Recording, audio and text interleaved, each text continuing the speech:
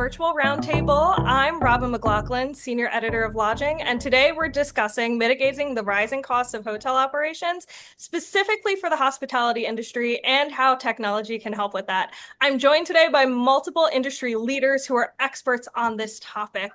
Dick, would you like to start by introducing yourself? Yeah, thanks for having me. I'm Dick Cohen. I work for Foodbuy Hospitality. I am a Senior Director of Business Development. So what that means is I get to represent the over 800 employees we have that do nothing but contract and support in the hospitality industry. Over and above that, I've spent a lot of time in hospitality operations, things like that. So I probably know more than I should. Perfect. Tommy? Yeah, good morning. Tommy Holmes, CEO of Ivy Hospitality. We manage 37 properties in the Midwest. Perfect. Simon? Simon Dolinky, Vice President of Food and Beverage with Columbia Hospitality. We're located in Seattle, but we are represented across the country. And, we've worked with Foodbuy and supply chain issues over the years. So excited about this conversation today. And Gianluca? Yeah, hi, I'm Luca Sparacino, and I'm the Vice President of Food and Beverage for the Americas for Four Seasons, and obviously very close partners with Foodbuy Hospitality, and we work with them on a daily basis in all of our hotels, 54 hotels right now in Americas, and looking forward to this conversation. Thank you. Perfect. Thank you all so much for the introductions. Now let's get into it, shall we? Let's do it. Yes. So, the hospitality industry is currently facing uncertainty in multiple areas. What are the biggest cost pressures hotels and resort operators are currently facing? Dick, let's start with you. A lot of pressure out there from a lot of different directions. So a lot of it we can't deal with. We just have to figure out how to work along with it. So I think as best as we can do to understand what's going on around us, being able to proact, being able to mitigate wherever possible. Inflation, tariffs, weather. I mean, it's always going to be a lot of different things going on, but reacting and proacting to the environment around us. Perfect. Tommy? Yeah, across our properties, we're mainly seeing the labor cost being one of the largest pressures.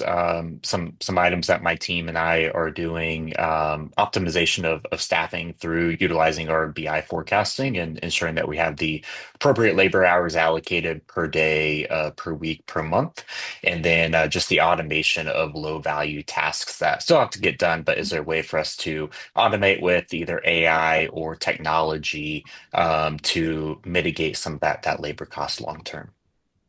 Luca, anything to add? Yeah, I think the one thing that strikes a bone with all of us here is that what we don't know, we don't know. I mean, the tariff piece is on, it's off.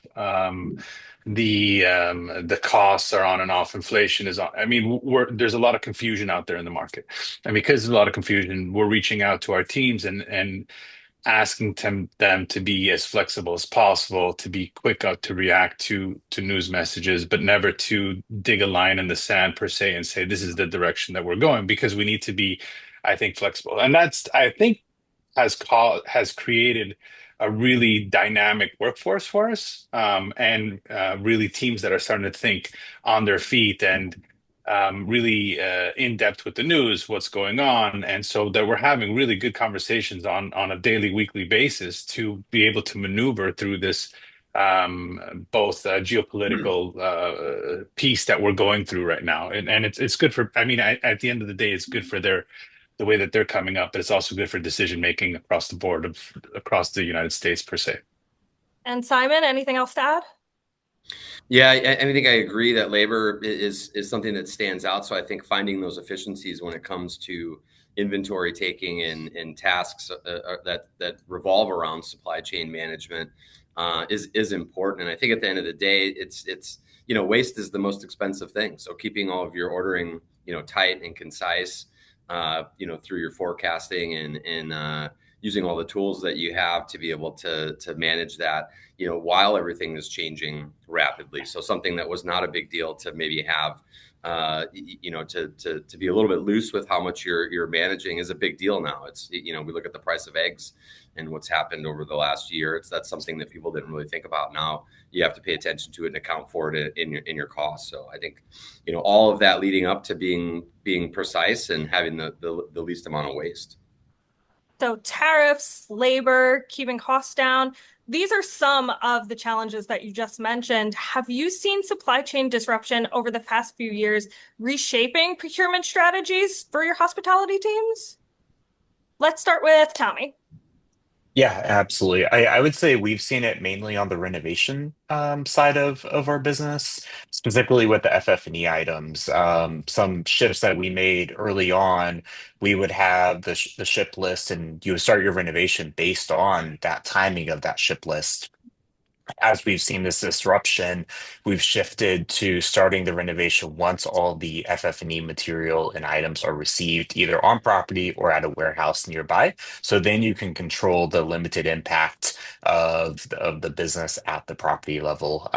Typically a renovation would take, depending on the size and the scope, 3 months. And we've seen with the disruption, it could take all the way up to 6 to 8 months. And if you have rooms out of inventory, rooms out of order, you're just impacting the business. And that was kind of the shift that we made of let's focus on doing the renovation once those goods are on site or in the surrounding area. That makes sense. Simon, anything you want to jump in with?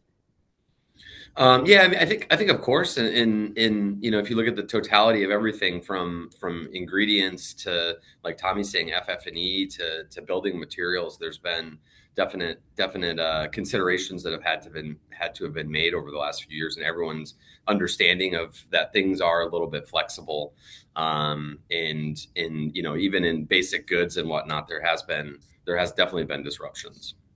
Okay. Luca, anything you've seen? Yeah, I think to Tommy's point, I mean, more so than the renovations is the new builds. We're starting to see some delays, obviously, with the new builds, and part of that for sure is that everything's getting delayed from a procurement piece point of view. But yeah, I think also from the renovation point of view, I wouldn't the original date that we think, we're always hedging 100%, that it's going to take a couple more, but we're always trying to aim to that date. So yeah, absolutely. I think we have seen, because again, I think to the same point that we said before, we don't know what we don't know. And some of the things that today is okay, tomorrow is changed. And the other thing is, honestly, we really haven't seen, I think, the impact of the tariff piece yet, right? And that's something that's affecting our suppliers, and our suppliers aren't telling us, or we really don't know where they're sitting at with some of these things. So I do think it's a process, and it's slower than people think, but I do think we're going to have the feel over a longer period of time. Dick, do you have anything you want to add on this topic? Yeah, just a little bit. Supply chain disruption is what we were talking about. So the only thing I wanted to remind, kicking and screaming about COVID only 5 years ago, and how difficult it was to get products and to understand what was going on in marketplaces. Thank God we're past that. But at the same time, everybody's can't have the procurement departments that they want or maybe should have. So I think hopefully people rely more on relationships they have in procurement and how that's supported both in price as well as helping to get items out there. I mean, we deal with almost every single broadline distributor. We can leverage, we can push, we can make sure we understand what's going on and find the best direction for you. So I'm just, it's not as bad as it was, thank God, and hopefully it'll never be again. But at the same time, hopefully that's a lesson learned of the kind of partnerships or outsource maybe you could be looking at to figure out who your friends that are going to help you through hard times. Perfect. One of the ways that technology does play a role in supply chain management is potentially helping on the labor front, potentially helping on the procurement front. Where does supply chain technology offer the greatest potential for cost mitigation in the hospitality space? Luca, let's start with you. Well, I think that one of the opportunities that we're looking at, or one of the ways that we're looking at, is this adoption of AI and how that affects the whole the whole system and using the information that's through the AI channels or whatever systems you're using to help um, make better decisions, right? In order to have the right data in front of you that's sustained. But I think what we're starting to see for sure is that if you don't have a position on AI, and you don't know, or you're not training or being trained or training yourself how to possibly use that information that you're getting, then you're going to fall behind on making very quick decision. It goes back to, I think, to the original point that we made, is that we need to make decisions quicker, and we need to make decisions based on the facts that we have today. And so I do believe that having a company-wide, and I'm coming from a bigger company that doesn't make decisions ultimately very quickly because there's a lot of layers, wrong, right, or indifferently, but how we manage and how we're training ourselves to use AI within this space, within the procurement space, is going to be, I believe, very important for us, how we move forward and how we are quick to, again, being all this ability to move quickly within the systems, I think is going to be key for us. But you have to have the knowledge of how to use that information. That's very true. Dick, do you have anything to add?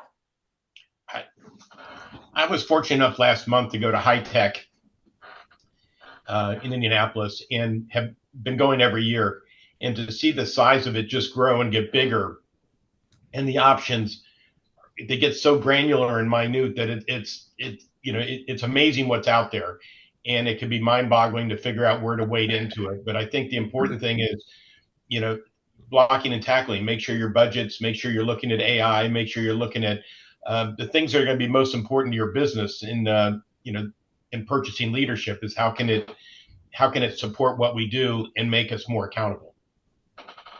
Simon, anything to add?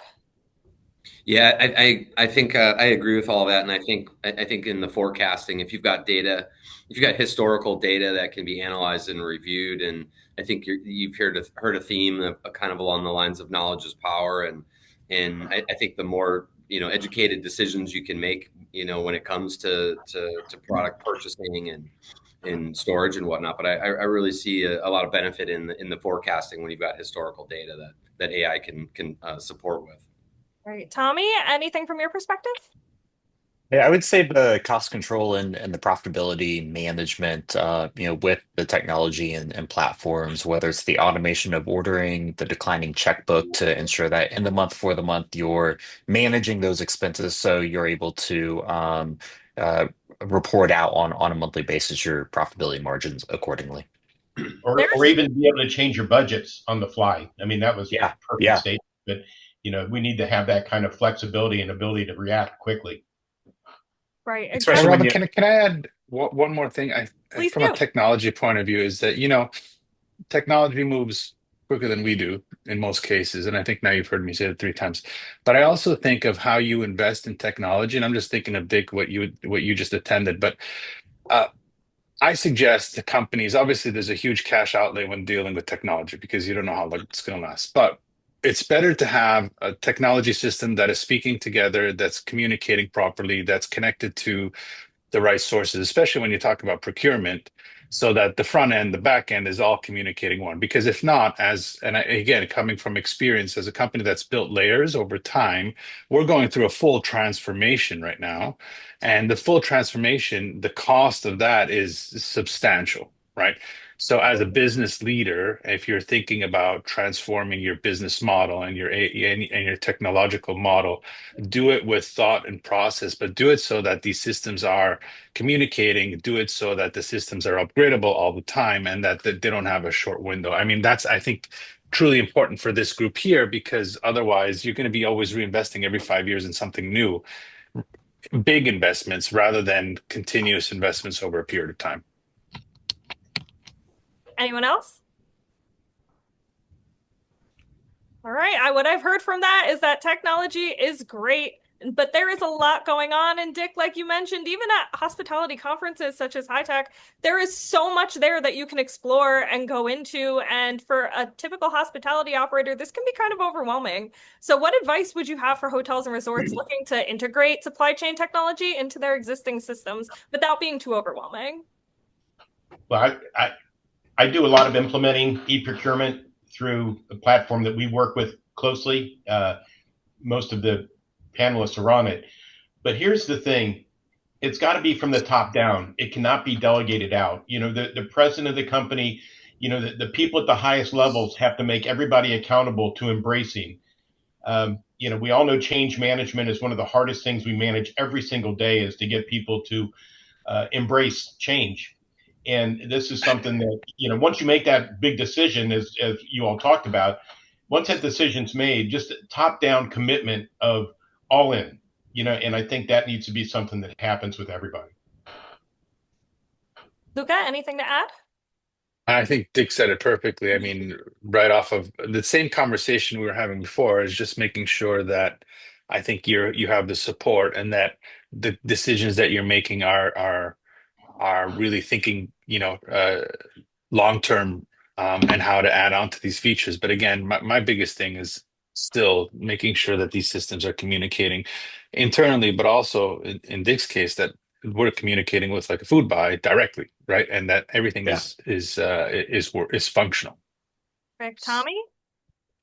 Yeah, I would say we went through this large evolution last year as we were starting to establish our processes and systems. And whether it's back office systems as an accounting platform, or you're rolling out property facing technology, the integration across all platforms, as everyone has said already, is critical, or else you're just creating more manual processes and manual work, which then you risk the fact of data accuracy. And what I tell our team every day is we have to have one truth of source and one platform to ensure that that's the platform we're making our decisions off of. And if you start not trusting the data, then it just goes down a whole different road that no one wants to make business decisions based on that.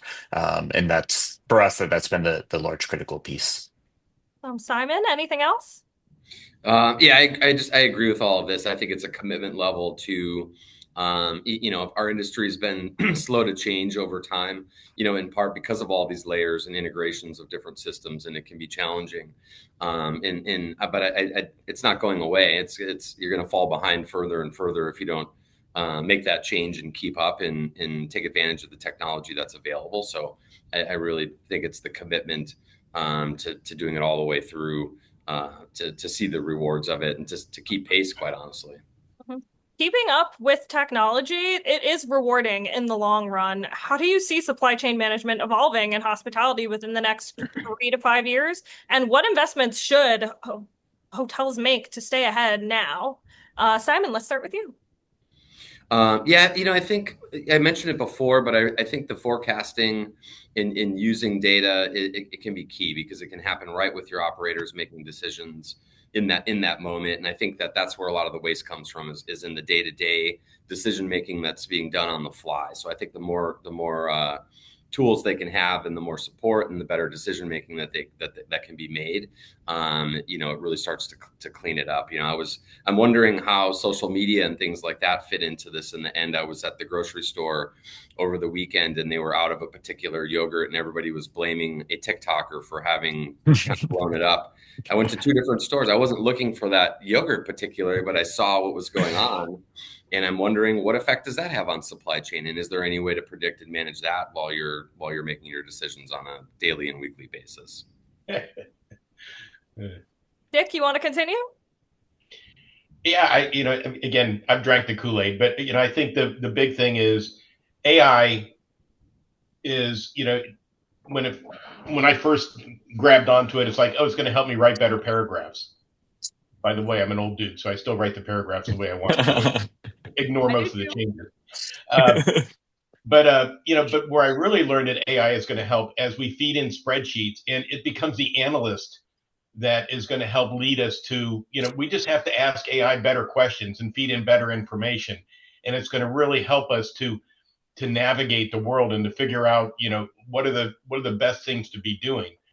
As a procurement partner, we're in there with you, we represent you, and we want to make sure that the right things happens with your budgets and things like that. There's nothing else that's important to us, is that if you're saving money, if you're doing well, then so are we. So I think that's an important thing. But that AI is going to just keep, we mentioned it several times, but it's going to become so much more important as we learn more about how to how to navigate it. Luca, anything else?